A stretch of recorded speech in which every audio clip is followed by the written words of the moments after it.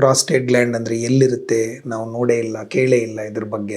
ಇದು ತುಂಬಾ ಸಾಮಾನ್ಯವಾಗಿ ಕಂಡು ಬರುವಂತದ್ದ ಅಥವಾ ವಿರಳವಾ ಇದು? ಎಲ್ಲರೂ ಕೇಳುವಂತ ಒಂದು ಪ್ರಶ್ನೆ. ಈ ಪ್ರಾಸ್ಟೇಟ್ ಕ್ಯಾನ್ಸರ್ ಸಾಧಾರಣವಾಗಿ ಯಾವ ವಯೋಮಿತಿಯ ಪುರುಷರಲ್ಲಿ ಹೆಚ್ಚಾಗಿ ಕಂಡು ಬರುತ್ತೆ?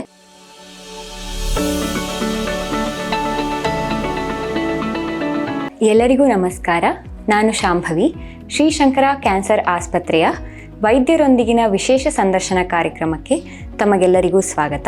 ಇತ್ತೀಚಿನ ದಿನಗಳಲ್ಲಿ ಸಾಮಾನ್ಯವಾಗಿ ಗಂಡಸರಲ್ಲಿ ಕಂಡುಬರುವಂತಹ ಪ್ರಾಸ್ಟೇಟ್ ಗ್ರಂಥಿಗೆ ಕುರಿತಾದಂತಹ ರೋಗಗಳಲ್ಲಿ ಒಂದಾದ ಪ್ರಾಸ್ಟೇಟ್ ಕ್ಯಾನ್ಸರ್ನ ಕುರಿತು ಹೆಚ್ಚಿನ ಮಾಹಿತಿಯನ್ನು ತಿಳಿದುಕೊಳ್ಳಲು ನಮ್ಮೊಂದಿಗೆ ತಜ್ಞ ವೈದ್ಯರಿದ್ದಾರೆ. Doctor Shrivatsa N, consultant uro oncologist ಹಾಗೂ ರೋಬೋಟಿಕ್ ಸರ್ಜನ್, ಶ್ರೀಶಂಕರ ಕ್ಯಾನ್ಸರ್ ಆಸ್ಪತ್ರೆ ಮತ್ತು ಸಂಶೋಧನಾ ಕೇಂದ್ರ.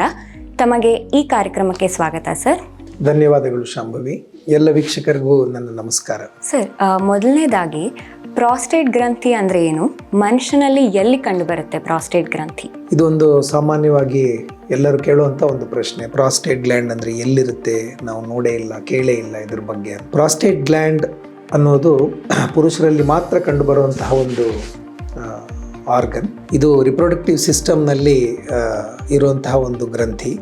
ಇದರಿಂದಾಗಿ ಸ್ಪರ್ಮ್ಸ್ ಅಥವಾ ವೀರ್ಯಗಳು ಅಂತ ನಾವೇನು ಹೇಳ್ತೀವಲ್ಲ, ಅದರ ಒಂದು ಇಂಪ್ರೊವೈಸೇಷನ್ ಅಥವಾ ಮೆಚುರೇಷನ್ ಆಗುತ್ತೆ.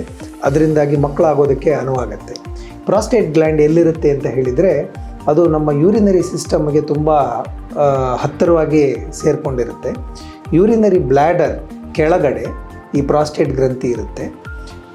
ಯೂರಿನರಿ ಬ್ಲ್ಯಾಡರ್ನಿಂದ ಹೊರಗೆ ಬರುವಂಥ ಮೂತ್ರನಾಳ ಏನಿದೆಯಲ್ಲ, ಈ ಮೂತ್ರನಾಳವನ್ನು ಈ ಪ್ರಾಸ್ಟೇಟ್ ಗ್ಲ್ಯಾಂಡು ಕಂಪ್ಲೀಟಾಗಿ ಆವರಿಸ್ಕೊಂಡಿರುತ್ತೆ.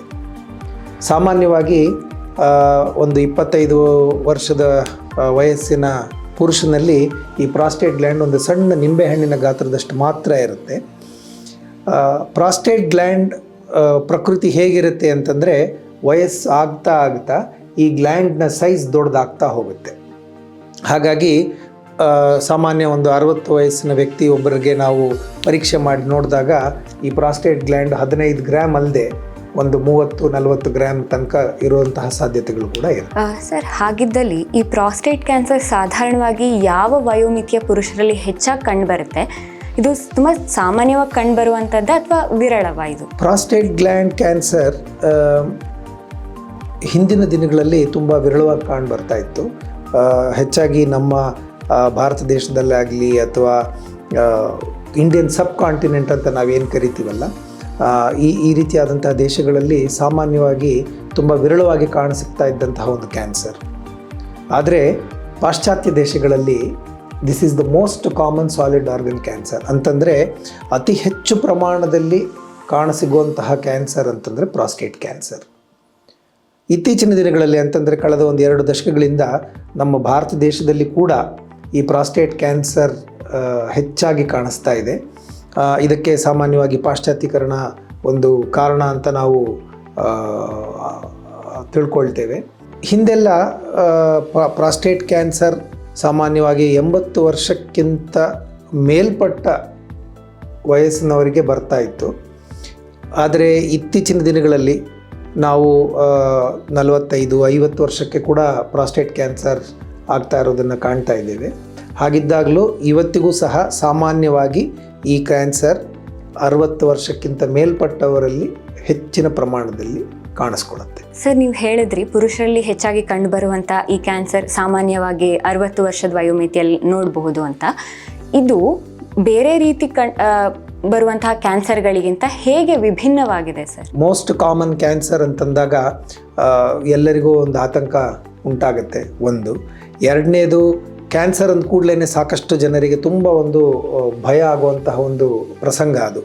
ಮನೆಯಲ್ಲಿ ಯಾರಿಗಾದರೂ ಕ್ಯಾನ್ಸರ್ ಇದೆ ಅಂತಾಗಲಿ, ಬಂಧು ಬಳಗಕ್ಕಾಗಲಿ, ನೆಂಟರಿಗಾಗಲಿ, ಸ್ನೇಹಿತರಿಗಾಗಲಿ, ಯಾರಿಗೇ ಆದರೂ ಸಹಿತ ಕ್ಯಾನ್ಸರ್ ಆಗಿದೆ ಒಬ್ಬ ವ್ಯಕ್ತಿಗೆ ಅಂದ ಕೂಡಲೇ ನಮಗೆಲ್ಲ ತುಂಬ ಆತಂಕ ಆಗುತ್ತೆ. ಆ ನಿಟ್ಟಿನಲ್ಲಿ ನಾವು ಹೇಳ್ಬೋದು ಅಂತಂತಂದರೆ, ಪ್ರಾಸ್ಟೇಟ್ ಕ್ಯಾನ್ಸರ್ ಒಂದು ವಿಭಿನ್ನವಾಗಿ ನಡವಳಿಕೆ ಉಳ್ಳಂತಹ ಒಂದು ಕ್ಯಾನ್ಸರ್. ಪ್ರಾಸ್ಟೇಟ್ ಕ್ಯಾನ್ಸರ್ ಸಾಮಾನ್ಯವಾಗಿ ತುಂಬ ಮೈಲ್ಡ್ ಕ್ಯಾನ್ಸರ್ ಅಂತ ನಾವು ಅದನ್ನು ಪರಿಗಣಿಸ್ತೀವಿ.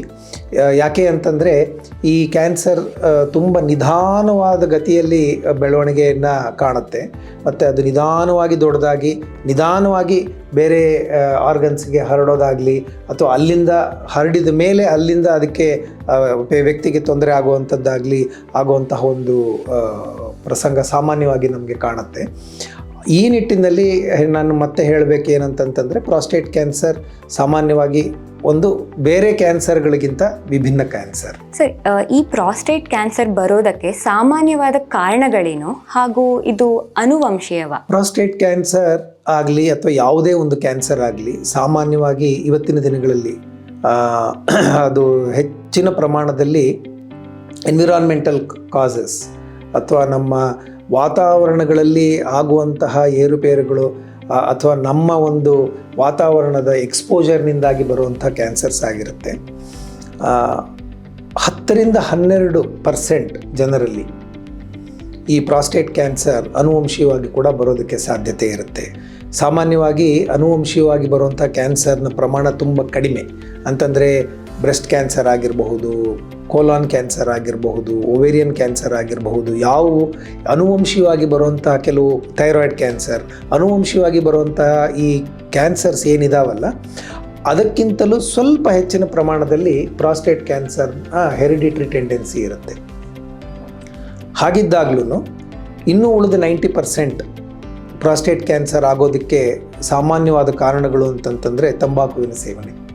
ಪ್ರಮುಖವಾಗಿ ನಾ ಹೇಳಬೇಕಂತಂದರೆ ತಂಬಾಕುವಿನ ಸೇವನೆ ಯಾವುದೇ ರೀತಿಯಲ್ಲಿ ಆಗಿರಬಹುದು. ಅಂತಂದರೆ ಸಿಗರೇಟ್, ಬೀಡಿ, ಜರ್ದ, ಪಾನ್ಪರ, ಗುಟ್ಕಾ, ತಂಬಾಕು, ಕಡ್ಡಿ ಸೊಪ್ಪು, ಕಡ್ಡಿ ಪುಡಿ, ಹೊಗೆ ಸೊಪ್ಪು, ಈ ರೀತಿಯಾದಂತಹ ಯಾವುದೇ ಒಂದು ತಂಬಾಕುವಿನ ಮಿಶ್ರಣದಿಂದ ಅದರ ಸೇವನೆಯಿಂದ ಪ್ರಾಸ್ಟೇಟ್ ಕ್ಯಾನ್ಸರ್ ಉಂಟಾಗುವಂಥ ಸಾಧ್ಯತೆ ಜಾಸ್ತಿ ಆಗುತ್ತೆ.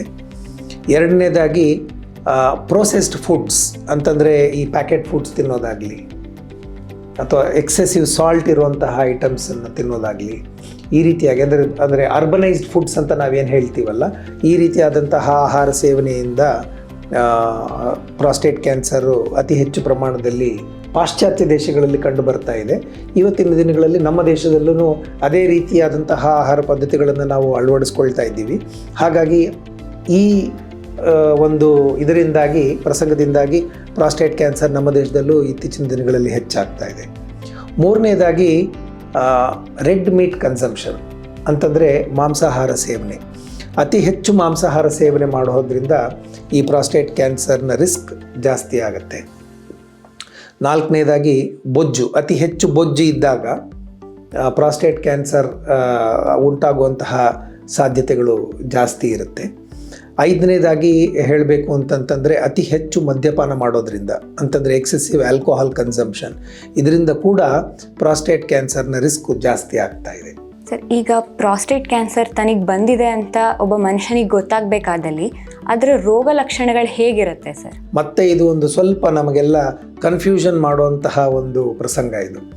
ಯಾಕೆ ಅಂತಂದರೆ ನಾನು ತಮಗೆ ಹಿಂದೆ ಹೇಳಿದ್ದೀನಿ, ಪ್ರಾಸ್ಟೇಟ್ ಗ್ಲ್ಯಾಂಡ್ ಏನಿದೆ ಅದು ಮೂತ್ರನಾಳದ ಸುತ್ತ ಆವರಿಸ್ಕೊಂಡಿರುತ್ತೆ. ಪ್ರಾಸ್ಟೇಟ್ ಕ್ಯಾನ್ಸರ್ ಉಂಟಾಗುವಾಗ ಪ್ರಾರಂಭಿಕ ಹಂತಗಳಲ್ಲಿ ಈ ಪ್ರಾಸ್ಟೇಟ್ ಗ್ಲ್ಯಾಂಡ್ ಎನ್ಲಾರ್ಜ್ ಆಗ್ತಾ ಮೂತ್ರನಾಳವನ್ನು ಅದು ಸಂಕುಚಿತಗೊಳಿಸ್ತಾ ಬರುತ್ತೆ, ಅಂತಂದರೆ ನ್ಯಾರೋ ಮಾಡ್ತಾ ಬರುತ್ತೆ. ಆವಾಗ ಏನಾಗುತ್ತೆ ಅಂತಂದರೆ ವ್ಯಕ್ತಿಗೆ ಮೂತ್ರ ವಿಸರ್ಜನೆಯಲ್ಲಿ ಕೆಲವು ತೊಂದರೆಗಳು ಉಂಟಾಗಬಹುದು. ಮೂತ್ರ ವಿಸರ್ಜನೆಯಲ್ಲಿ ತೊಂದರೆಗಳು ಅಂತಂತಂದರೆ ಏನು ಅಂತಂದರೆ, ಒಂದು ನಮಗೆ ಮೂತ್ರ ಚೀಲ ತುಂಬಿದೆ, ನಾವು ಈಗ ಮೂತ್ರ ವಿಸರ್ಜನೆ ಮಾಡಬೇಕು ಅಂತ ಒಂದು ಭಾವನೆ ಬಂದ ಮೇಲೆ ನಾವು ರೆಸ್ಟ್ ರೂಮ್ಗೆ ಹೋಗೋ ತನಕ ನಮ್ಮ ಕೈಯಲ್ಲಿ ಮೂತ್ರ ಕಂಟ್ರೋಲ್ ಮಾಡಲಿಕ್ಕೆ ಆಗದೇ ಇರೋಂಥ ಒಂದು ಪರಿಸ್ಥಿತಿ. ಕೆಲವೊಮ್ಮೆ ಮೂತ್ರ ವಿಸರ್ಜನೆಗೆ ವ್ಯಕ್ತಿ ತಯಾರಾಗಿದ್ದ ಮೇಲೆ ಕೂಡ ಒಮ್ಮೆಗೆ ಮೂತ್ರ ವಿಸರ್ಜನೆ ಶುರು ಆಗದೆ ಕೆಲವು ಕ್ಷಣಗಳು ಅಥವಾ ಕೆಲವು ಕಾಲ ಅವರು ಆ ವ್ಯಕ್ತಿ ಅಲ್ಲೇ ಕಾದು ನಂತರ ಮೂತ್ರ ವಿಸರ್ಜನೆಯನ್ನು ಪ್ರಾರಂಭಿಸುವಂತಹ ಒಂದು ಸ್ಥಿತಿ. ಒಂದೇ ಸಮನೆ ಮೂತ್ರ ವಿಸರ್ಜನೆ ಆಗದೆ ನಿಂತು ಮೂತ್ರ ವಿಸರ್ಜನೆ ಆಗುವಂತಹ ಒಂದು ಪರಿಸ್ಥಿತಿ, ಅಥವಾ ಮೂತ್ರ ವಿಸರ್ಜನೆ ಪೂರ್ಣ ಆದ ಮೇಲೆ ಕೂಡ ಆ ವ್ಯಕ್ತಿಗೆ ಮೂತ್ರ ವಿಸರ್ಜನೆ ಸಂಪೂರ್ಣವಾಗಿ ಆಗಿದೆ, ನಮ್ಮ ಮೂತ್ರಚೀಲ ಸಂಪೂರ್ಣವಾಗಿ ಖಾಲಿಯಾಗಿದೆ ಅನ್ನೋ ಒಂದು ಭಾವನೆ ಬರದೇ ಇರುವಂತಹ ಒಂದು ಸ್ಥಿತಿ, ಅದನ್ನು ಇನ್ಕಂಪ್ಲೀಟ್ ಸೆನ್ಸ್ ಆಫ್ ಎಂಪ್ಟಿಯಿಂಗ್ ಅಂತ ಕರಿತೀವಿ.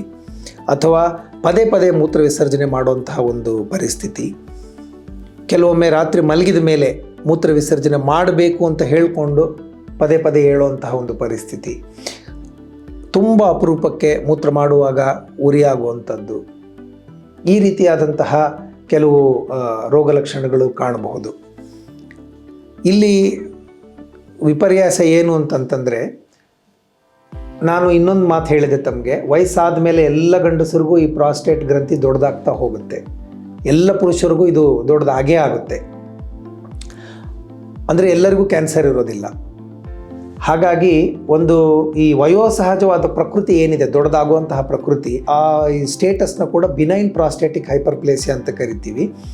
ಅದರಲ್ಲಿ ಕೂಡ ಇದೇ ರೀತಿಯಾದಂತಹ ರೋಗ ಲಕ್ಷಣಗಳು ಇರ್ತವೆ. ಸೊ ಪ್ರಾಸ್ಟೇಟ್ ಕ್ಯಾನ್ಸರ್ನ ಪ್ರಾರಂಭಿಕ ಹಂತದಲ್ಲಿ ಯಾವ ರೀತಿಯಾದಂತಹ ರೋಗ ಲಕ್ಷಣಗಳಿರ್ತಾವೋ, ಬಿನೈನ್ ಎನ್ಲಾರ್ಜ್ಮೆಂಟ್ ಅಥವಾ ಕ್ಯಾನ್ಸರ್ ಇಲ್ಲದೆಯೇ ಆಗುವಂತಹ ಎನ್ಲಾರ್ಜ್ಮೆಂಟ್ನಲ್ಲಿ ಕೂಡ ಅದೇ ರೀತಿಯಾದಂತಹ ರೋಗ ಲಕ್ಷಣಗಳಿರ್ತವೆ. ನಾನು ತಮ್ಮ ಒಂದು ಅಂದಾಜಿಗೆ ಹೇಳಬೇಕು ಅಂತಂದರೆ, ಒಂದು 10,000 to 12,000 ಜನರಿಗೆ ಯಾರಿಗೆ ಈ ರೀತಿಯಾದಂಥ ರೋಗ ಲಕ್ಷಣಗಳಿರ್ತಾವೋ ಅದರಲ್ಲಿ ಕೇವಲ 2 ಪ್ರಾಸ್ಟೇಟ್ ಕ್ಯಾನ್ಸರ್ ಇರ್ತದೆ, ಮಿಕ್ಕಿದವರಿಗೆ ಇರೋದಿಲ್ಲ. ಬಟ್ ಈ ರೋಗ ಲಕ್ಷಣದಿಂದ ಮಾತ್ರ ನಮಗೆ ಪ್ರಾಸ್ಟೇಟ್ ಕ್ಯಾನ್ಸರ್ ಇದೆಯಾ ಅಥವಾ ವಯೋಸಹಜವಾದ ಎನ್ಲಾರ್ಜ್ಮೆಂಟ್ ಇದೆಯಾ ಅಂತ ತಿಳ್ಕೊಳ್ಳೋದು ಕಷ್ಟ. ಇದು ಒಂದು ಟ್ರಿಕಿ ಸಿಚುವೇಶನ್ ಅಂತಲೇ ನಾನು ಹೇಳ್ತೀನಿ. ಎರಡನೇದಾಗಿ, ಈ ಕ್ಯಾನ್ಸರ್ ಏನಾದರೂ ಹೈಯರ್ ಸ್ಟೇಜಸ್ಸಿಗೆ ಹೋದರೆ, ಅಂತಂದರೆ ಹೆಚ್ಚಿನ ಹಂತಗಳಲ್ಲಿ ಅದು ಯಾವ ರೀತಿಯಾದಂಥ ತೊಂದರೆಗಳನ್ನು ಕೊಡುತ್ತೆ ಅಂತಂದರೆ, ಮೈಕೈಯಲ್ಲಿ ನೋವು ಬರುವಂಥದ್ದು, ಮೂಳೆಗಳಲ್ಲಿ ನೋವು ಬರುವಂಥದ್ದು, ಎಸ್ಪೆಷಲಿ ಬೆನ್ನಿನ ಮೂಳೆಗಳಲ್ಲಿ ನೋವು ಬರುವಂಥದ್ದು, ಆಹಾರ ಸೇವನೆ ಕಡಿಮೆ ಆಗುವಂತಹ ಒಂದು ಪ್ರಕ್ರಿಯೆ, ದೇಹದ ತೂಕ ಕಡಿಮೆ ಆಗುವಂಥದ್ದು, ತುಂಬ ಅಪರೂಪವಾಗಿ ಮೂತ್ರದಲ್ಲಿ ರಕ್ತ ವಿಸರ್ಜನೆ ಆಗೋದು, ಈ ರೀತಿಯಾದಂತಹ ರೋಗ ಲಕ್ಷಣಗಳು ಕಾಣಬಹುದು. ಆದರೆ ಇವೆಲ್ಲ ಅಡ್ವಾನ್ಸ್ಡ್ ಸ್ಟೇಜಸ್ನಲ್ಲಿ ಕಾಣುವಂತಹ ರೋಗ ಲಕ್ಷಣಗಳು. ಪ್ರಾರಂಭಿಕ ಹಂತಗಳಲ್ಲಿ ಎಷ್ಟೋ ವ್ಯಕ್ತಿಗಳಿಗೆ ರೋಗ ಲಕ್ಷಣಗಳೇ ಇಲ್ಲದೇ ಇರಬಹುದು, ಅಥವಾ ಮೂತ್ರ ವಿಸರ್ಜನೆಯಲ್ಲಿ ಏನಾದರೂ ಒಂದು ಸಣ್ಣ ಏರುಪೇರು ಆಗಿರಬಹುದು. ಸರ್, ನೀವು ಹೇಳಿದ್ರಿ ಪ್ರಾರಂಭಿಕ ಹಂತದಲ್ಲೇ ಕೆಲವೊಬ್ಬರಿಗೆ ಯಾವುದೇ ರೋಗ ಲಕ್ಷಣಗಳು ಕಾಣೋದಿಲ್ಲ ಅಂತ. ಅದು ಒಂದಾದರೆ ಕೆಲವೊಮ್ಮೆ ರೋಗ ಲಕ್ಷಣಗಳೇ ಕಾಣದೇ ಇರಬಹುದು. ಆ ರೀತಿ ಇದ್ದಾಗ ಅದನ್ನು ಹೇಗೆ ಪತ್ತೆ ಹಚ್ಚಲಾಗತ್ತೆ? ಮತ್ತೊಂದು ಒಳ್ಳೆಯ ಪ್ರಶ್ನೆ ಶಾಂಭವಿ ಅವರೇ. ಯಾಕೆ ಅಂತಂದರೆ, ನಾನು ಈಗಷ್ಟೇ ಹೇಳಿದೆ ಪ್ರಾರಂಭಿಕ ಹಂತಗಳಲ್ಲಿ ರೋಗ ಲಕ್ಷಣಗಳು ಇಲ್ಲದೇ ಇರಬಹುದು ಅಂತ. ಪ್ರಾರಂಭಿಕ ಹಂತದಲ್ಲಿ ನಾವು ಕಾಯಿಲೆಯನ್ನು ಕಂಡುಹಿಡ್ಕೊಂಡ್ರೆ ಇದಕ್ಕೆ ಗುಣ ಆಗುವಂತಹ ಅವಕಾಶಗಳು ಕೂಡ ತುಂಬ ಅತಿ ಹೆಚ್ಚು ಪ್ರಮಾಣದಲ್ಲಿ ಇರುತ್ತೆ. ಹಾಗಾಗಿ ರೋಗ ಲಕ್ಷಣಗಳು ಇಲ್ಲದೆ ಹೋದಾಗ್ಲೂ ಈ ಕಾಯಿಲೆಯನ್ನು ಪತ್ತೆ ಹಚ್ಚಲಿಕ್ಕೆ ಆಗುತ್ತಾ ಅಂತ ನಾವು ತಿಳ್ಕೊಳ್ಬೇಕು. ಪತ್ತೆ ಹಚ್ಚಲಿಕ್ಕೆ ಆಗುತ್ತೆ ಅಂತಂದರೆ ನಾವು ಖಂಡಿತವಾಗ್ಲೂ ಅದನ್ನು ಒಂದು ಗಮನದಲ್ಲಿ ಇಟ್ಕೊಂಡು ಅದನ್ನು ಪರಿಶೀಲನೆ ಮಾಡಿಸ್ಕೊಂಡು ಆ ಕಾಯಿಲೆಯನ್ನು ಗುಣಪಡಿಸ್ಕೊಳ್ಳೋದಕ್ಕೆ ಅವಕಾಶ ಮಾಡಿಕೊಳ್ಬೇಕು. ಪ್ರಾರಂಭಿಕ ಹಂತದಲ್ಲಿ ರೋಗ ಲಕ್ಷಣಗಳು ಇಲ್ಲದೇ ಇರುವಾಗಲೂ ನಾವು ಈ ಕ್ಯಾನ್ಸರ್ನ ತುಂಬ ಸುಲಭವಾಗಿ ಸ್ಕ್ರೀನಿಂಗ್ ಮೂಲಕ ಪತ್ತೆ ಹಚ್ಚಬಹುದು. ಸ್ಕ್ರೀನಿಂಗ್ ಕೂಡ ತುಂಬ ಸರಳವಾಗಿ ನಡೆಯುವಂತಹ ಒಂದು ಪ್ರಕ್ರಿಯೆ. ಆ ಪ್ರಕ್ರಿಯೆಯಿಂದ ಅತಿ ಹೆಚ್ಚು ಪ್ರಮಾಣದಲ್ಲಿ ಪ್ರಾಸ್ಟೇಟ್ ಕ್ಯಾನ್ಸರ್ನ ಪತ್ತೆ ಹಚ್ಚಲಿಕ್ಕೆ ಸಾಧ್ಯ ಇರುತ್ತೆ. ಹಾಗೂ ರೋಗ ಲಕ್ಷಣಗಳು ಕಾಣಿಸ್ಕೊಳ್ತಾ ಇರುವಂತಹ ಪರಿಸ್ಥಿತಿಯಲ್ಲಿ ಕೂಡ ನಾವು ಈ ಸ್ಕ್ರೀನಿಂಗ್ನ ಪ್ರಯೋಗ ಮಾಡಿಕೊಂಡು ಆ ವ್ಯಕ್ತಿಗೆ ವಯೋಸಹಜವಾದ ಎನ್ಲಾರ್ಜ್ಮೆಂಟ್ನಿಂದಾಗಿ ಈ ಸಿಂಪ್ಟಮ್ಸ್ ಬರ್ತಾ ಇದೆಯಾ ಅಥವಾ ಪ್ರಾಸ್ಟೇಟ್ ಕ್ಯಾನ್ಸರ್ನಿಂದಾಗಿ ಈ ಸಿಂಪ್ಟಮ್ಸ್ ಬರ್ತಾ ಇದೆಯಾ ಅಂತ ಕಂಡುಹಿಡಿಬೋದು. ಸರ್, ಈಗ ತಾವು ಹೇಳಿದ್ರಿ ಸ್ಕ್ರೀನಿಂಗ್ ಮೂಲಕ ನಾವು ಪತ್ತೆ ಹಚ್ಬೋದು ಅಂತ. ಈ ಸ್ಕ್ರೀನಿಂಗ್ ವಿಧಾನ ಹೇಗೆ ನಡೆಯುತ್ತೆ ಸರ್? ನಾನು ಈಗಷ್ಟೇ ಹೇಳಿದಾಗೆ ಸ್ಕ್ರೀನಿಂಗ್ ಒಂದು ತುಂಬ ಸುಲಭವಾಗಿ, ಅಟ್ಲೀಸ್ಟ್ ಪ್ರಾಸ್ಟೇಟ್ ಕ್ಯಾನ್ಸರ್ಗೆ ತುಂಬ ಸುಲಭವಾಗಿ ನಾವು ಸಾಧಿಸ್ಬೋದಾದಂತಹ ಒಂದು ಟೆಕ್ನಿಕ್ಕು. ಇದರಲ್ಲಿ ಸಾಮಾನ್ಯವಾಗಿ ವೈದ್ಯರು ಒಬ್ಬ ರೋಗಿಯನ್ನು ಪರಿಶೀಲನೆ ಮಾಡ್ತಾರೆ. ಪ್ರಾಸ್ಟೇಟ್ ಗ್ರಂಥಿ ನಾವು ಪರೀಕ್ಷೆಗೆ ಸಿಕ್ಕುವಂತಹ ಒಂದು ಜಾಗದಲ್ಲಿದೆ. ಒಂದು ಸಣ್ಣ ಎಕ್ಸಾಮಿನೇಷನ್, ಡಿಜಿಟಲ್ ರೆಕ್ಟಲ್ ಎಕ್ಸಾಮಿನೇಷನ್ ಅನ್ನೋ ಒಂದು ಪ್ರಕ್ರಿಯೆಯಿಂದ ಪ್ರಾಸ್ಟೇಟ್ ಗ್ರಂಥಿಯಲ್ಲಿ ಏನಾದರೂ ಕ್ಯಾನ್ಸರ್ ಇದೆಯಾ ಅನ್ನೋದನ್ನು ನಾವು ಪತ್ತೆ ಹಚ್ಚಬಹುದು. ವೈದ್ಯರಿಗೆ ಏನಾದರೂ ಸಂದೇಹ ಇದ್ದರೆ ಈ ವ್ಯಕ್ತಿಗೆ ಪ್ರಾಸ್ಟೇಟ್ ಕ್ಯಾನ್ಸರ್ ಇರಬಹುದು ಅಂತ, ಅಂತಹ ವ್ಯಕ್ತಿಗಳಿಗೆ ಒಂದು ಸಣ್ಣ ರಕ್ತ ಪರೀಕ್ಷೆ ಮಾಡಿಸಲಾಗುತ್ತೆ. ಆ ರಕ್ತ ಪರೀಕ್ಷೆಯನ್ನು ನಾವು PSA ಟೆಸ್ಟಿಂಗ್ ಅಂತ ಕರಿತೀವಿ. PSA ಅಂತಂದರೆ ಪ್ರಾಸ್ಟೇಟ್ ಸ್ಪೆಸಿಫಿಕ್ ಆ್ಯಂಟಿಜನ್ ಅಂತ. ಇದು ಒಂದು ಬ್ಲಡ್ ಟೆಸ್ಟ್ನಲ್ಲಿ ಗೊತ್ತಾಗುವಂತಹ ಒಂದು ಆ್ಯಂಟಿಜನ್ ರಿಪೋರ್ಟ್. ಈ PSA ಟೆಸ್ಟಿಂಗ್ನಲ್ಲಿ ಏನಾದರೂ ವ್ಯತ್ಯಾಸಗಳು ಕಂಡು ಬಂದರೆ ಆಗ ಆ ವ್ಯಕ್ತಿಯನ್ನು ಪ್ರಾಸ್ಟೇಟ್ ಕ್ಯಾನ್ಸರ್ನ ಸಂದೇಹದಿಂದಾಗಿ ಹೆಚ್ಚಿನ ಪರೀಕ್ಷೆಗಳಿಗೆ ನಾವು ಒಳಪಡಿಸ್ತೀವಿ. ಯಾರಿಗೆ ಸಂದೇಹ ಇರುತ್ತೋ ಅಂಥವರಿಗೆ ನಾವು MRI ಟೆಸ್ಟಿಂಗ್ ಅಂತ ಫರ್ದರ್ ಟೆಸ್ಟಿಂಗ್ನ ಮಾಡಿಕೊಂಡು, ಈ MRI ಟೆಸ್ಟಿಂಗ್ನಲ್ಲಿ ಏನಾದರೂ ವ್ಯತ್ಯಾಸಗಳು ಕಂಡು ಬಂದರೆ ಅಂತಹ ವ್ಯಕ್ತಿಗಳಿಗೆ ಮಾತ್ರ ಬಯಾಪ್ಸಿ ಮಾಡ್ತೀವಿ. ಈ ಸಂದರ್ಭದಲ್ಲಿ ನಾನು ಇನ್ನೊಂದು ವಿಚಾರ ಏನು ಹೇಳೋದಕ್ಕೆ ಇಷ್ಟಪಡ್ತೀನಿ ಅಂತಂತಂದರೆ, PSA ಅಂತ ಹೇಳಿದೆ ನಾನು, ಪ್ರಾಸ್ಟೇಟ್ ಸ್ಪೆಸಿಫಿಕ್ ಆ್ಯಂಟಿಜನ್ ಅಂತ.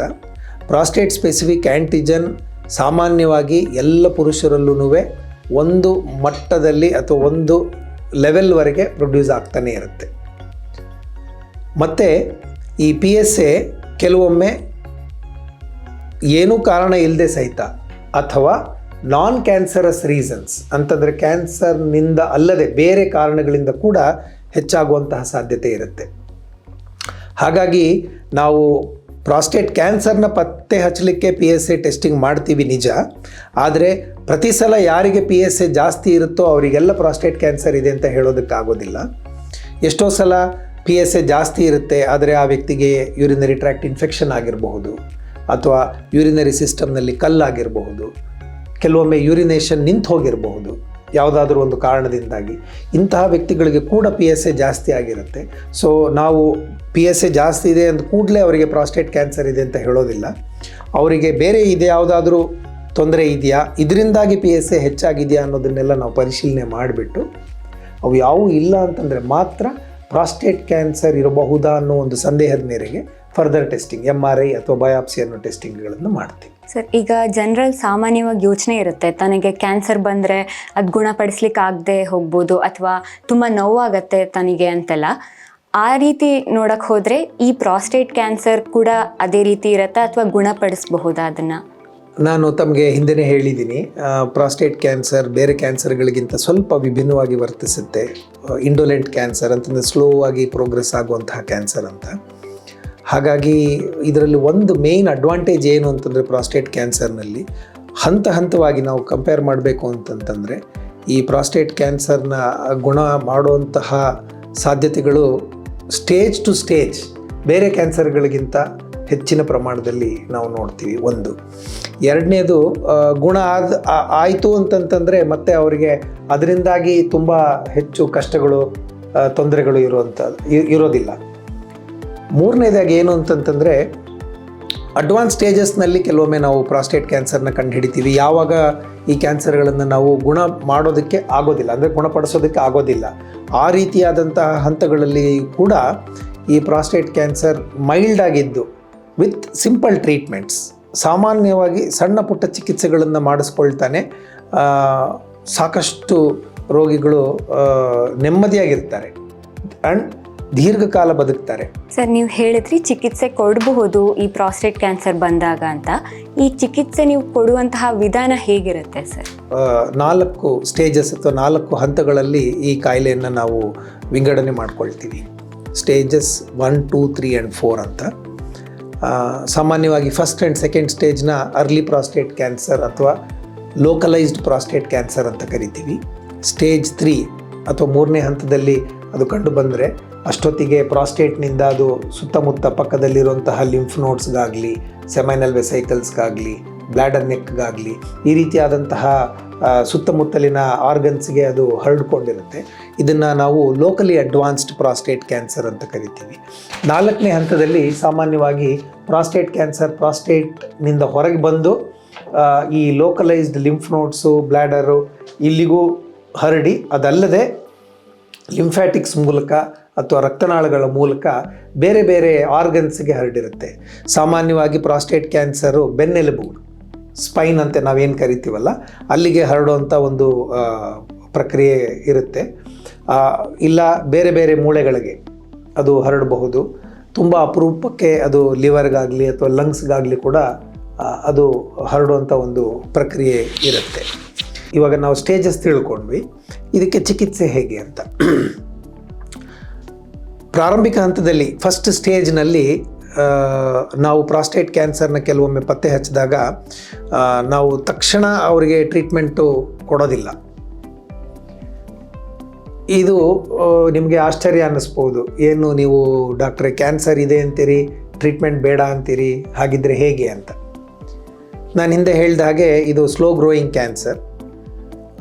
ನಾವು ಮಾಡುವಂಥ ಬಯಾಪ್ಸಿನಲ್ಲಿ ಇದು ತುಂಬ ಮೈಲ್ಡ್ ಆಗಿದೆ ಅನ್ನುವಂತಹ ಒಂದು ಮಾಹಿತಿ ನಮಗೆ ಸಿಕ್ಕಿದರೆ ಈ ರೀತಿ ವ್ಯಕ್ತಿಗಳಿಗೆ ನಾವು ಯಾವ ರೀತಿಯಾದಂತಹ ಚಿಕಿತ್ಸೆ ಕೂಡ ಕೊಡದೆ ಅವರನ್ನು ಅಬ್ಸರ್ವೇಷನ್ನಲ್ಲಿ ಇಟ್ಕೊಂಡು ಸಾಕಷ್ಟು ವರ್ಷ ಮ್ಯಾನೇಜ್ ಮಾಡಬಹುದು. ಇದನ್ನು ನಾವು ಆ್ಯಕ್ಟಿವ್ ಸರ್ವೇಲೆನ್ಸ್ ಅಂತ ಕರಿತೀವಿ.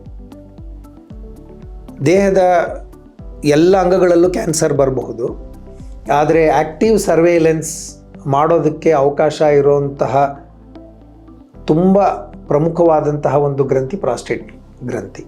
ಎಲ್ಲರಿಗೂ ಇದನ್ನು ಮಾಡೋದಕ್ಕಾಗೋದಿಲ್ಲ, ಆದರೆ ನಾವು ಅದನ್ನು ಬೇಕಾದಂತಹ ಪರೀಕ್ಷೆಗಳನ್ನೆಲ್ಲ ಮಾಡಿಕೊಂಡು ಈ ವ್ಯಕ್ತಿಗೆ ಇರುವಂತಹ ಪ್ರಾಸ್ಟೇಟ್ ಕ್ಯಾನ್ಸರ್ ತುಂಬ ಮೈಲ್ಡ್ ಆಗಿದೆ ಅನ್ನೋದನ್ನು ನಾವು ನಿಖರವಾಗಿ ತಿಳ್ಕೊಂಡ್ರೆ ಅಂತಹ ವ್ಯಕ್ತಿಗಳಿಗೆ ಆ್ಯಕ್ಟಿವ್ ಸರ್ವೇಲೆನ್ಸ್ ಮಾಡಬಹುದು. 15 ವರ್ಷಗಳ ನಂತರ ಕೂಡ ನಾವು ನಮ್ಮ ಸ್ಟಡೀಸ್ ಅಧ್ಯಯನದಲ್ಲಿ ಏನು ತಿಳ್ಕೊಂಡಿದ್ದೀವಿ ಅಂತಂದರೆ,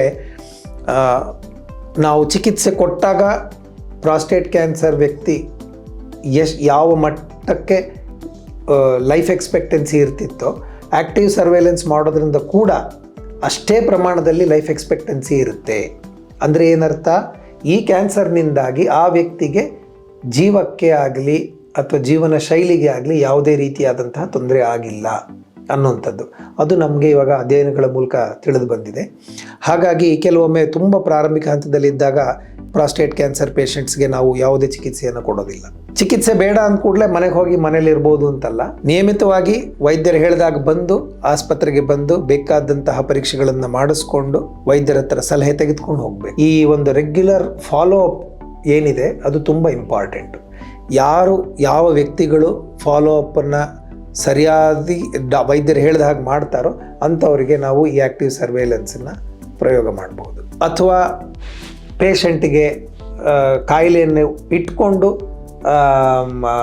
ಜೀವನ ಮಾಡೋದಕ್ಕೆ ಕಷ್ಟ ಆಗ್ತಾ ಇದೆ, ಮಾನಸಿಕವಾಗಿ ಕಷ್ಟ ಆಗ್ತಾ ಇದೆ, ಆತಂಕ ಇದೆ ಅನ್ನೋದಾದರೆ, ಅಥವಾ ಕಾಯಿಲೆ ಇನ್ನೊಂದು ಸ್ವಲ್ಪ ಅಡ್ವಾನ್ಸ್ಡ್ ಸ್ಟೇಜಿಗೆ ಬಂದಿದೆ ಅನ್ನೋದಾದರೆ ಅಂತಹ ಪರಿಸ್ಥಿತಿಯಲ್ಲಿ ಚಿಕಿತ್ಸೆ ಮಾಡಲೇಬೇಕಾಗತ್ತೆ. ಫಸ್ಟ್ ಆ್ಯಂಡ್ ಸೆಕೆಂಡ್ ಸ್ಟೇಜಸ್ನಲ್ಲಿ ಪ್ರಾಸ್ಟೇಟ್ ಕ್ಯಾನ್ಸರ್ನ ಚಿಕಿತ್ಸೆ ಮಾಡಲಿಕ್ಕೆ 2 ವಿಧ ಇರುತ್ತೆ.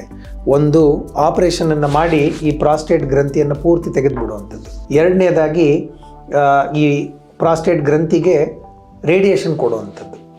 ಸೊ ಸರ್ಜರಿ ಮಾಡಿ ಪ್ರಾಸ್ಟೇಟ್ ಗ್ಲ್ಯಾಂಡನ್ನ ತೆಗೆಯೋದಾಗಲಿ ಅಥವಾ ರೇಡಿಯೇಷನ್ ಮೂಲಕ ಆಗಲಿ ಈ ಕಾಯಿಲೆಯನ್ನು ಗುಣಪಡಿಸೋದಕ್ಕೆ ಅವಕಾಶ ಇರುತ್ತೆ. 3ನೇ ಹಂತಕ್ಕೆ ಬಂದಾಗ ಅಂತಂದರೆ ಲೋಕಲಿ ಅಡ್ವಾನ್ಸ್ಡ್ ಸ್ಟೇಜ್ ಅಂತ ನಾವೇನು ಕರಿತೀವಿ, ಈ ರೀತಿಯಾದಂಥ ಒಂದು ಹಂತದಲ್ಲಿ ಪ್ರಾಸ್ಟೇಟ್ ಕ್ಯಾನ್ಸರ್ನ ಕೇವಲ ಒಂದೇ ಒಂದು ಚಿಕಿತ್ಸಾ ವಿಧಾನದಿಂದ ಗುಣಪಡಿಸೋದಕ್ಕೆ ಆಗೋದಿಲ್ಲ.